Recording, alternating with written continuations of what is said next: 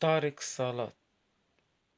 كتلقى واحد الانسان ما كيصلي، ما عندوش واحد الصلة وصل بينه وبين الخالق عز وجل، وكيقول لك عندي المشاكل، عندي الهموم، عندي الديون، ما مرتاحش، ديما مفقس، ديما عندي الطاقة سلبية. كيفاش بغيتي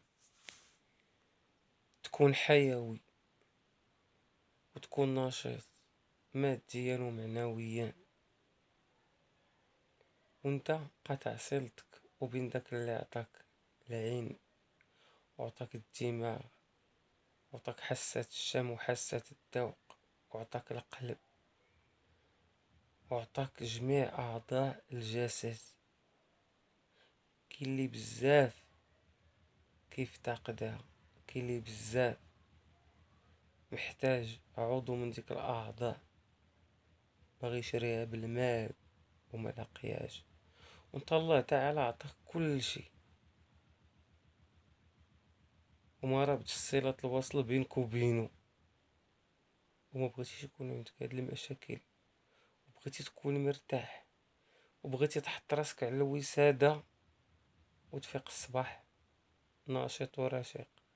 يستحيل، يستحيل. انت ما كتدعيش وما كتصليش وما كتصدقش وبغيتي الله يفرج عليك. الله كيبغي الاسباب وكيبغيك تربط الصلة بينك وبينه، وغادي يقرب ليك. كيف انت غتقرب ليه هو غيقرب ليك كتر، وهو ديما حاميك واخا انت تبعد عليه. ولكن فاش كتربط الصلة بينك وبينه كيحط عليك